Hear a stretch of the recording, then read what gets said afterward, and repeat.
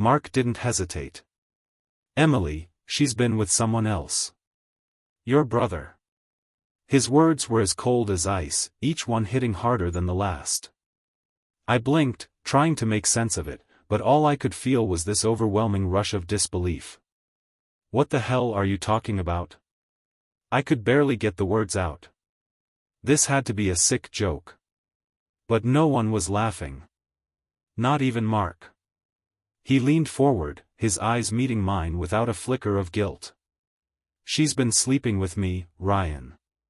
4 months now." The words cut through me like a blade. My world felt like it was collapsing in real time. I couldn't move, couldn't think, could barely breathe. This couldn't be real. My brother, was telling me that the woman I trusted, the woman I loved, had been betraying me all this time. With him. "You're lying." My voice cracked, but I couldn't stop it. This couldn't be true. I had to be hearing things. Mark didn't flinch. He looked almost satisfied, as if he was enjoying this moment. "It's the truth. You never saw it coming, did you? You never even looked at her the way I did." I turned my head slowly, and there she was, Emily, sitting next to me. The woman I had married, the woman I had trusted with everything. And she was just sitting there. Silent. Not even a hint of guilt on her face. She didn't even look ashamed. I wanted to scream, but my throat felt tight, like it was closing up. I looked at her, trying to make sense of the image before me. But her face, it was as if I wasn't even there. "Emily, tell me it's not true," I choked out, my voice almost pleading. "Tell me he's lying." She finally looked up from her plate, her eyes meeting mine.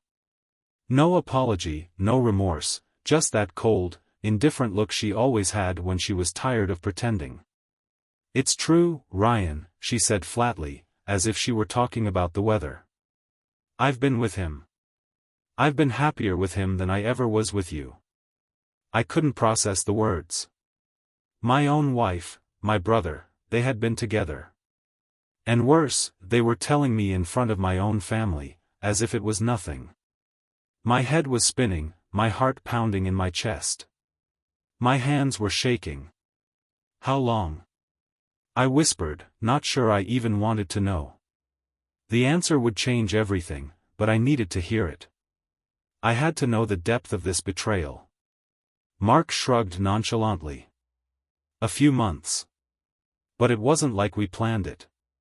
It just happened." His voice was so cold, so detached, as if this was just another casual conversation. "You were never really there, Ryan. Always too busy with work, always too wrapped up in yourself to even notice." I could feel the anger building in me, hot and furious, but also something else, pain. The pain of knowing that my own flesh and blood, my wife, had been sneaking around behind my back, living a lie. It was too much. I stood up abruptly, my chair scraping harshly against the floor, the noise cutting through the tension in the room. I felt dizzy, my breath coming in short, shallow gasps. The room seemed to tilt, the walls closing in. How could they do this to me? "You both need to leave," I said through gritted teeth, trying to control the shaking in my voice. "I don't want to see either of you again." Emily didn't react. She just picked up her glass of wine, swirled it, and took a sip. "You're overreacting," she said coolly, like I was the crazy one. "This isn't a big deal, Ryan. It's just the way things are. You never gave me what I needed. Mark did."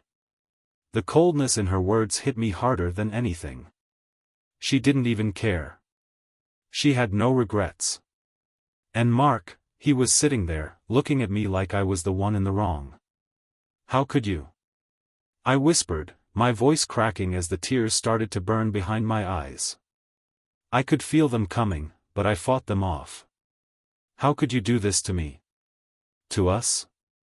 Mark's gaze softened for a second, but then he just gave a half-hearted shrug. "We didn't owe you anything, Ryan. You were always too busy. It wasn't our fault you couldn't keep things together. I could feel my blood boiling, the anger rising up within me. But it wasn't just anger now, it was something deeper, something more painful. I had been betrayed by the two people I trusted most in this world. And they didn't even care. I turned away from them, my mind racing, my heart breaking. I didn't know what to do next. How could I even begin to process this? I needed to get out. I needed to leave, to escape this nightmare that had just been thrust upon me. But before I could move, Mark's voice stopped me. "Don't act like you're the victim, Ryan," he called after me. "You're the one who let her slip away. You're the one who let her down." The words stung, but they didn't matter anymore. I was done. Done with him. Done with her. Done with all of it. Without another word, I turned and stormed out of the room, slamming the door behind me. I didn't know where I was going, but I needed to be far away from them. From this. The world I knew had just crumbled into pieces, and I didn't know if I'd ever be able to put it back together again. I had no destination. I just needed to get away from them. The anger, the hurt, it was suffocating. I didn't even know where I was walking. My feet carried me through the streets, aimlessly, like I was on autopilot. The familiar surroundings of my neighborhood felt like they were mocking me, reminding me of a life that no longer existed. I reached the park near our house, the one Emily and I used to walk through on Sunday mornings, when everything was good. When we were happy. Or at least I thought we were. Now, it felt like a lie. A damn lie that I had lived in for years. I sat on a bench, trying to collect my thoughts, trying to wrap my head around the fact that the woman I loved, my wife, had not only cheated on me but had done it with my own brother. My brother. How could this have happened? How had I been so blind? The pain wasn't just physical, it was deep, like a hole was opening up inside me. I had trusted them both with everything, and they had torn that trust to shreds without a second thought. My phone buzzed in my pocket. I pulled it out, expecting it to be a message from a friend or work. But no, it was Emily. I stared at her name on the screen for a few seconds before reluctantly opening the message. "Ryan, please. We need to talk. I never wanted it to be this way." Talk? After everything? After what she had done? I didn't want to hear from her. I couldn't even begin to process the lies she had told me, the way she had led me on for so long. The anger swelled again, and I quickly shoved the phone back into my pocket. I wasn't ready to deal with this. Not yet. I stood up from the bench and began pacing, trying to shake off the thoughts that kept invading my mind. How could they do this? And why didn't I see it coming? Was I really that naive? I had been so consumed with my own life, my work, my routine, that I had missed every warning sign. It was like they were both in on some sick joke, and I was the last to find out. The last to see the truth. I was a fool. I knew I couldn't just stay here, lost in my thoughts. I had to go back, to face them, to confront them about everything. I couldn't just let it go. But at the same time, I didn't know if I had the strength to look either of them in the eye. They had destroyed me. My heart was shattered, and the thought of going back to that house, to that dinner table, made my stomach turn. But as much as I hated it, I knew I couldn't run forever. I had to face what had happened. The question was, what was I supposed to do now? I finally made my way back home. The house was silent, too silent. As I opened the door, I could hear the faint sound of footsteps upstairs. Emily. She was home. The tension in the air was suffocating. I wanted to scream, to let out all the anger and hurt that had been building up inside me, but I knew that wouldn't change anything. I walked into the living room, where I found Mark sitting on the couch, watching TV. He didn't even acknowledge my presence. Like I wasn't even there. "Where's Emily?" I asked, my voice low, controlled. Mark didn't look at me. Upstairs, he muttered, barely looking up from the screen. She's probably waiting for you to come to your senses. My fists clenched, but I didn't react. What could I say? What could I do? The truth was already out. The betrayal was there, in front of me. I had to make a decision.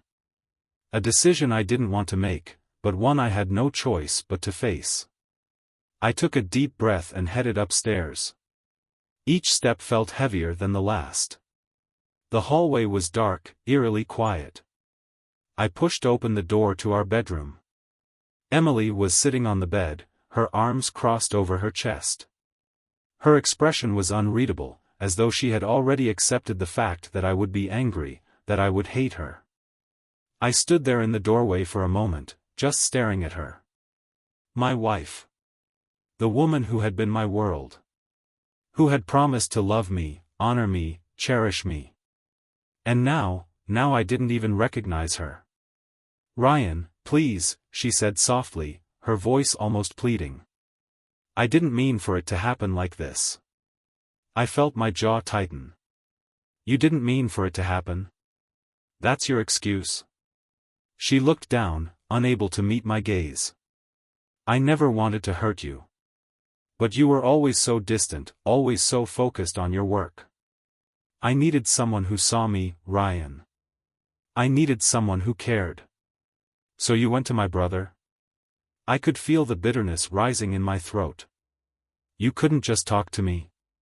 You couldn't tell me you were unhappy? You had to go behind my back, sleep with him, and then sit here acting like everything's fine? Her eyes welled up with tears, but I could see the faintest hint of something else in her eyes. Regret? Maybe. Or maybe it was just guilt. But whatever it was, it didn't matter. Not anymore. I'm sorry, she whispered, but her words felt hollow. I never meant to hurt you, Ryan. I couldn't keep pretending. I stared at her for a long moment. What could I say to that? What could I do? The betrayal was too deep, too raw.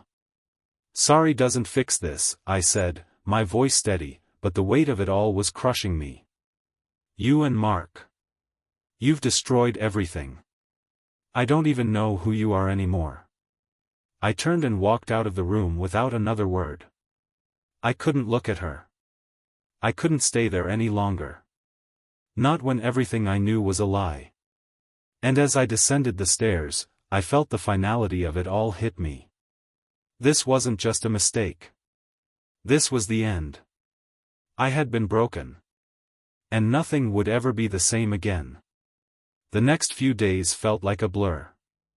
I moved through the motions, but everything seemed distant, like I was watching my life unfold through a thick fog. My body was here, but my mind was somewhere else, lost in the devastation of what had happened. The betrayal hit me harder than I ever expected. I thought I was strong, but this shattered everything. I couldn't sleep. I couldn't eat. Every time I closed my eyes, I saw Emily's face, her cold indifference as she spoke those words. I've been with him. Her betrayal echoed in my ears, replaying like a broken record. The worst part was the realization that all the years we had spent together, all the moments I thought were real, were nothing but lies. And Mark, my brother, how could he do this to me? To my face, to my life, to my family?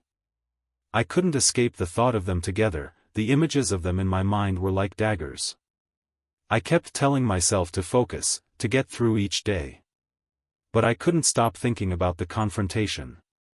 I needed answers. I needed closure. I had to know why they did this to me. And I needed to hear it from them, not just from a cruel confession at a family dinner. I had tried to avoid them both, to ignore the calls and messages from Emily, but the need for confrontation was too strong. I couldn't run from it forever. I decided to meet Emily. I needed to hear the truth, even if it hurt. I knew it would, but it was the only way I could begin to make sense of all this. The meeting was set for the afternoon. I wasn't sure what to expect, but I wasn't going to back down. I had to face her, look her in the eye, and ask the questions that had been haunting me. When I arrived at the coffee shop, I saw her sitting by the window, nervously sipping her drink. She looked just as she always did, beautiful, calm, collected. But something was different now. There was a coldness to her presence, a distance that I couldn't ignore. I approached the table and sat down across from her. For a moment, neither of us spoke. We just stared at each other, the weight of what had happened hanging heavy between us. She finally spoke, her voice softer than I expected. "Ryan. I'm so sorry. I didn't want things to turn out like this." I could feel the anger bubbling up inside me again, but I held it back. I wasn't here to fight, I was here for answers. "Sorry?" I echoed, incredulous. "You think sorry is going to fix this? Do you have any idea what you've done to me, Emily? To our life? To our marriage? How could you do this to me? To us?" Her eyes filled with tears, but I wasn't moved. She had had plenty of time to cry, to regret, but none of that changed what she had done. "I didn't mean for it to happen, Ryan. I never planned for any of this. It just happened," she said, her voice trembling. "I was feeling neglected. I needed someone who understood me. Someone who would give me the attention I craved." Neglected? Craved attention? I had given her everything. My time, my energy, my love. But it was never enough. Neglected? I repeated, unable to contain the bitterness in my voice. "I worked hard to give you everything you wanted. I put everything into this marriage, Emily. Everything. And this is how you repay me? By screwing my brother behind my back." She flinched at the mention of Mark, but she didn't deny it. She didn't even try to defend herself. She just stared at me, as if she were waiting for me to understand. "I didn't want to hurt you. But I was lonely. You were always busy. Always distracted," she continued, her voice growing softer, almost pleading. "Mark, he was there for me. He listened to me when you didn't. And, I don't know, we just connected." "Connected," I spat, disgusted. "You connected by betraying me, Emily. You connected by sleeping with my brother. That's what you call connecting?" She looked away, unable to meet my gaze. "I never meant for it to be like this," she said again, her voice barely above a whisper. I stood up, the chair scraping loudly against the floor. The anger inside me had reached a boiling point, but I didn't want to lose control. I had to stay calm. I had to understand what was happening. "I don't know who you are anymore," I said, my voice low but firm. "You used to be the woman I loved. The woman I trusted. And now I don't even recognize you." Her eyes were wet, tears streaming down her face now, but I couldn't feel sorry for her. Not anymore. She had made her choice. She had made it clear where her loyalties lay. "I was wrong, Ryan. I see that now. But it's too late. You don't understand, you can't just go back. You can't fix what's been broken." She paused, taking a shaky breath, and then added, "I don't expect you to forgive me. But I need you to know, it wasn't just about the affair. It was about me feeling invisible. Like I wasn't enough for you." I looked at her for a long moment, processing her words. But nothing she said could justify what had happened. Nothing she said could take away the betrayal, the feeling of being utterly crushed by the people I trusted most. "I can't do this anymore, Emily," I said, my voice tight with emotion. "I can't keep living a lie. I can't keep pretending that everything's okay. I can't be with someone who doesn't respect me, who doesn't love me the way I deserve." Her face crumpled, and she reached out, her hand trembling. "Ryan, please.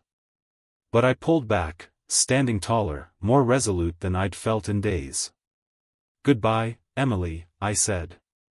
"I hope you find what you're looking for. But it's over. We're over." I turned and walked away, feeling the weight of the decision settle on me like a heavy cloak. But as I stepped out of that coffee shop and into the cold air, I knew I had done the right thing. There was no going back. And the hardest part? The hardest part was realizing that I didn't just lose her. I lost everything. My brother. My family. The life I had built. It was all gone, and I was left to pick up the pieces alone. This wasn't just about Emily. This was about me, about finding myself again. And I wasn't sure how long it would take, or where I would go from here. But I knew one thing for certain: I couldn't stay in the past. I had to move forward. No matter how hard it was. No matter how much it hurt. Because I deserved better. And I wasn't going to settle for anything less. The days that followed felt like a cruel blur. I had made my decision, but the weight of it was suffocating. I thought I would feel relief, like a heavy burden had been lifted, but instead, I felt emptier than I had ever felt in my life. Every inch of my home felt foreign now. The furniture, the walls, the pictures on the shelves, everything screamed of what I had lost. Of who I had lost. Emily was gone, and yet her presence still lingered. It was in the silence of the rooms we had shared, in the memories of our laughter, our talks late at night when we thought nothing could break us. But something had broken, something I couldn't fix. Not with words, not with apologies, and certainly not with promises of change. The trust we had built over years had been shattered, and nothing could put it back together. I tried to distract myself. I threw myself into work, trying to make sense of the chaos that had become my life. I thought keeping busy would help, but it didn't. Every meeting, every email, every phone call felt like a distant hum in my ears, as if I were listening to life from behind a wall. Nothing seemed real. Nothing felt right. I was still living in the house we had shared, at least for now. I hadn't packed up her things yet, though I knew I would have to. But I wasn't ready for that. I wasn't ready to touch her clothes, to touch the things that had once been a part of my life and now felt like remnants of a dream that had turned into a nightmare. Every time I passed by the guest room, I thought about Mark. I thought about him sitting there, pretending to be part of this family while secretly sleeping with my wife. I had known him my entire life. I had trusted him with everything. And now? Now I didn't even want to see him. I didn't want to hear his voice, to be in the same room as him. But he kept calling, kept texting, trying to explain himself. Trying to justify what he had done. I didn't want to hear it. I didn't care about his excuses anymore. He had crossed a line that couldn't be uncrossed. He had destroyed everything I had known. My brother, my wife, my trust, all of it was gone. But as much as I wanted to avoid him, I knew the confrontation with Mark was inevitable. I couldn't avoid him forever. And even though the thought of facing him made my stomach churn, I knew I had to do it. I couldn't let him think that this would just blow over, that we could somehow go back to being a family. He didn't deserve that. I called him. He answered on the second ring, his voice steady but guarded. "Ryan," he said, almost too casually. "What's up?" I could feel my jaw tighten at the sound of his voice. "We need to talk," I said, trying to keep my voice even. "Face to face." There was a long pause on the other end of the line. He knew this was coming. He knew I wasn't just going to let this slide. "Okay," he said finally, his tone resigned. "Where?" I didn't want to meet at my house. That place was a reminder of everything that had fallen apart. "I'll meet you at the park," I told him. An hour.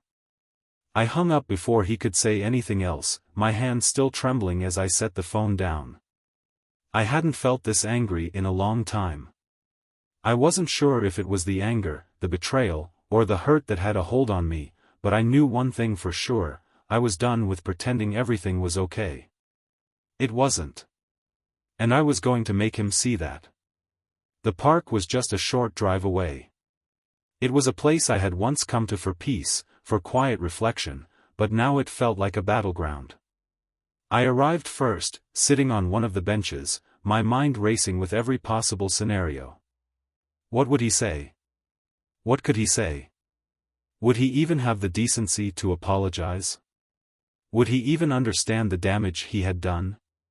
I didn't know, and that uncertainty was gnawing at me. I didn't want his apology. I didn't want his excuses. I just wanted answers.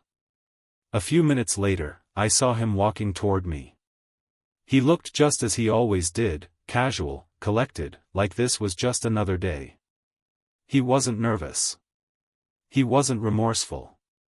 He was acting like we were about to have a normal conversation, but I knew better. I could feel the heat rising in my chest as he approached. He sat down next to me, not saying anything at first. He just looked at me, his eyes studying my face like he was trying to read me. I wasn't going to make it easy for him. I wasn't going to give him any opportunity to deflect. "Do you even understand what you've done?" I asked, my voice low but filled with anger. "Do you understand the depth of what you've taken from me?" He shifted uncomfortably in his seat, but still, he didn't speak. I didn't wait for him to gather his thoughts. "You didn't just sleep with my wife, Mark. You tore apart my entire life. You betrayed me in the worst way possible. You knew how much I loved her. You knew how much I trusted you. And you threw it all away." Finally, he opened his mouth, but it wasn't an apology. It wasn't remorse. "Ryan, I never meant for this to happen. But you have to understand, man, things weren't working with you and Emily. You were never there for her. She needed more. She came to me. And I didn't turn her away." My anger flared. "That's your excuse? You couldn't keep it in your pants, so you took what was mine? You think that's okay? You think that's something I can just forget?" He looked away for a second, his expression hardening, but then he turned back to face me, his voice low but firm. "It wasn't just about that. It wasn't just about the affair. It was about us. Our relationship. The way you treated her, the way you treated me. You were always too busy, always too focused on everything else. She was just looking for something real, something that wasn't falling apart." I couldn't believe what I was hearing. "You're unbelievable," I said, standing up, my fists clenched. "You justify what you did by blaming me? You think this is my fault?" He didn't answer right away, and that was all I needed to know. There was no remorse. There was no regret. He wasn't sorry. He was justifying it in his mind, making excuses for something unforgivable. I turned to walk away, my anger still simmering, but there was something different now. I knew this was the end of it. No more excuses. No more lies. Mark was dead to me. Emily was dead to me. And now I had to rebuild. I had to find a way to move on, even if it was the hardest thing I had ever done. The days after that conversation with Mark felt like I was living in a world of shadows. I went through the motions, getting up every morning, going to work, meeting friends, but all the while, my mind replayed the betrayal over and over again. The weight of it was crushing, but there was something else brewing inside me, something darker. I had made a decision. I wasn't going to let them get away with this. No, I wasn't going to be the victim in this story. I wasn't going to let the pain, the humiliation, go unanswered. They had taken everything from me, and I had nothing left to lose. So I decided it was time to fight back, not in a way that I had done before, with words or tears, but with action. It was strange. I hadn't even realized I was capable of this level of coldness, of planning a vengeance so deliberate. But now, as I looked at the wreckage of my life, I saw only one path. They had crossed the line, and they would regret it. I started with Emily. The woman who had once been my partner, my confidant, the one I trusted more than anyone. It wasn't that I hated her now, no, that would be too simple. Hate would mean caring. I didn't care. But I was determined to make her understand what she had done. To make her see that she couldn't just walk away from the wreckage she had caused. I knew Emily. She was always careful, always smart. But there was one thing I had that she never expected: time. Time to plan, time to make sure that every step I took was calculated, every move measured. I started small. I knew she had been talking to her friends about everything, telling them her side of the story. The betrayal, as twisted as it was, had somehow become a part of the narrative. I knew I couldn't just go to her and demand that she admit what she had done. She was too smart for that. But if I waited, if I played this right, she'd have no choice but to face the consequences. For the first time, I took a step back from the raw emotion. I wasn't acting out of anger anymore. No, now I was thinking clearly. I had to be strategic. I started to document things, messages, phone records, anything that could show the lengths she had gone to hide this affair. It wasn't about catching her red-handed anymore. It was about ensuring that when the time came, she wouldn't be able to spin this in her favor. Meanwhile, Mark had completely avoided me after our confrontation. He'd gone into hiding, probably afraid of facing the fallout. I didn't care. I knew that eventually, he'd have to face me again. The truth couldn't stay buried forever. But I didn't need him now. I wasn't concerned with his reaction. He had made his bed, and I knew he wouldn't be able to lie in it for long without everything crashing down. One evening, a week after our meeting, I found myself in front of the family house. It felt wrong to be there, but at the same time, it felt like the only place I could be. I had to remind myself why I was doing this. I had to remind myself of the betrayal, of everything they had taken from me. I wasn't some helpless victim waiting to be saved. I was the one who would make the choices now. I was the one who would take control. I knocked on the door, my heart pounding in my chest. Emily had been avoiding me, but I knew she wouldn't be able to avoid this. She answered the door, and for a moment, neither of us spoke. She stood there, looking at me, her face a mixture of confusion and defiance. "What do you want, Ryan?" she asked, her voice guarded, but I could see the tension in her eyes. I took a deep breath, steadying myself. "We need to talk," I said, my voice low but unwavering. "About everything." She stepped aside and let me in without another word. We stood in the living room, the space that had once been filled with laughter and love now feeling cold and empty. I looked at her, and for the first time, I didn't feel the need to hold back. There was no pretending anymore. This was it. The final confrontation. "How could you, Emily?" I asked, my voice shaking with a mixture of anger and something else, betrayal. "How could you do this to me? You don't get to just walk away from this. You don't get to pretend like it was nothing." She looked at me, and I could see the facade cracking. The indifference was gone now. She looked guilty in a way that felt almost satisfying, but it wasn't enough. I didn't want guilt. I wanted her to understand the depth of what she had done, to see that this wasn't just about an affair, it was about everything she had destroyed. "You don't understand, Ryan," she said, her voice cracking. "It wasn't about you. It was about me. I was miserable. I was suffocating. You were always gone, always distant, always busy with your own life. I didn't know how to make you see me anymore. I didn't know how to make you love me the way I needed." I could hear the pain in her voice, and for a second, part of me felt sorry for her.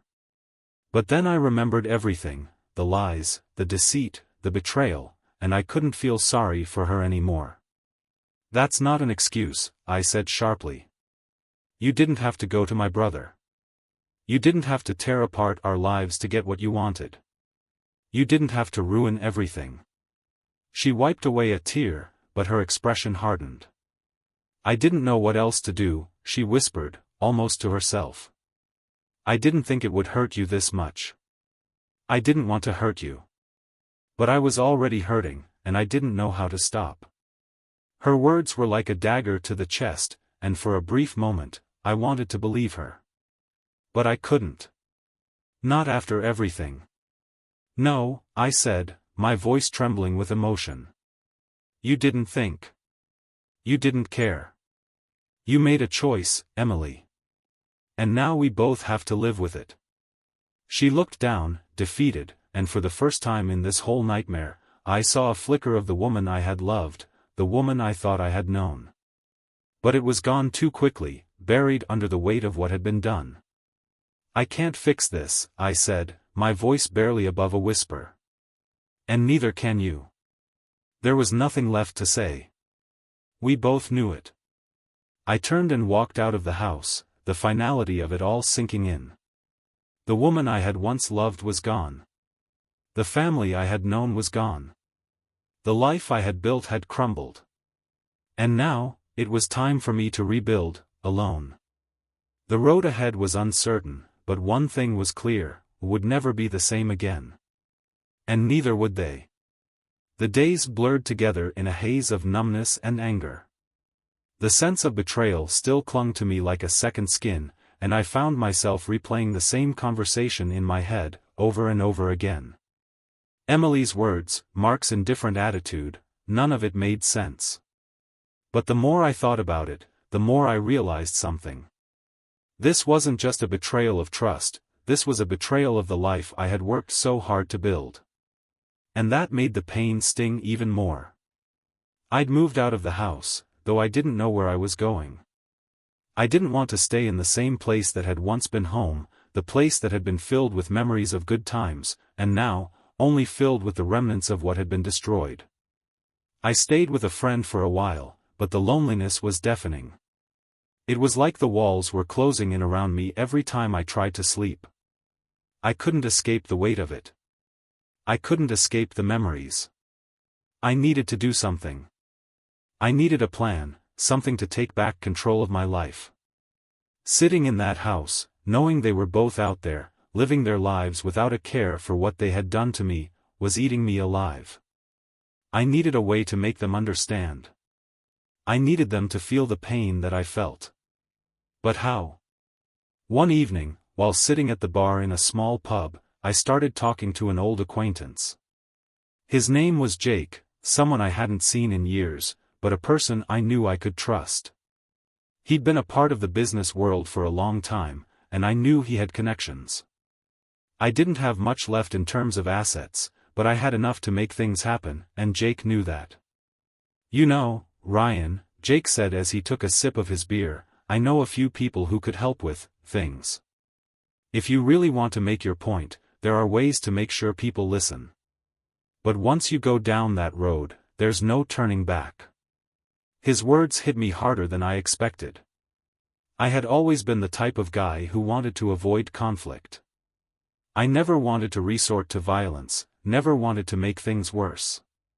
But now? I didn't care about anything except making them feel what I felt. You've got to be careful, Jake continued, his voice low and knowing. Once you involve others, it's not just a matter of getting back at someone.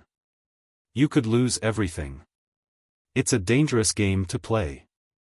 I didn't need to hear the warning.